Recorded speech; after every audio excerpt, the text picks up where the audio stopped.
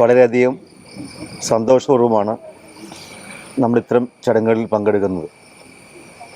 നമുക്ക് ഈ കാലഘട്ടത്തിൽ കൃഷിയോടും മണ്ണിനോടുമുള്ള താല്പര്യം കുറഞ്ഞുകൊണ്ടിരിക്കുകയാണ്.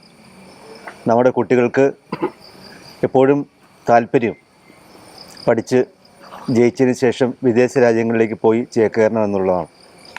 പണ്ടൊക്കെ മലയാളികൾ ഏറ്റവും കൂടുതൽ ആഗ്രഹിക്കുന്നത് വീണ്ടും ഒരു ജന്മമുണ്ടെങ്കിൽ കേരളത്തിൽ ജനിക്കണം, മലയാളിയാകണം എന്നൊക്കെയാണെങ്കിൽ ഇന്നതൊന്നുമല്ല.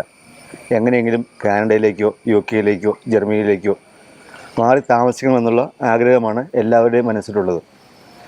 നാഗാർജുന ചെയ്യുന്നത് ഒരു വലിയ കാര്യമാണ്. എന്താണ് കുറുന്തോട്ടി എന്ന് പോലും നമുക്കറിയില്ല. കരിവേപ്പ് എന്താണ് എന്നറിയില്ല.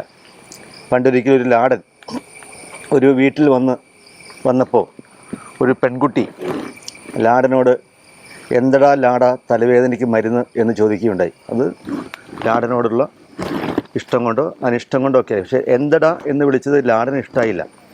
ലാടൻ മറുപടി പറഞ്ഞത് അമ്മിക്കുരുന്നടി, ആകാശവേരടി, കയ്യുണ്ണി നീരടി, കായാങ്കുരുന്നടി, കല്ലേൽ വെക്കടി, കുത്തിച്ചതക്കടി, നെറ്റിയിൽ പുരട്ടടി, തലവേണ പാടെ പോകുമടി. അങ്ങനെ കുറേ എടി എന്ന് വിളിച്ച് പറഞ്ഞ് എന്ന് ഞാൻ കേട്ടിട്ടുണ്ട്. ഇതെന്തുകൊണ്ടാണ് ഈ കഥ ഉണ്ടാക്കിയെന്ന് വെച്ചാൽ ഇത്രയും കാര്യങ്ങൾ വരുന്ന തലമുറയുടെ മനസ്സിലിരിക്കാൻ വേണ്ടിയിട്ടാണ്.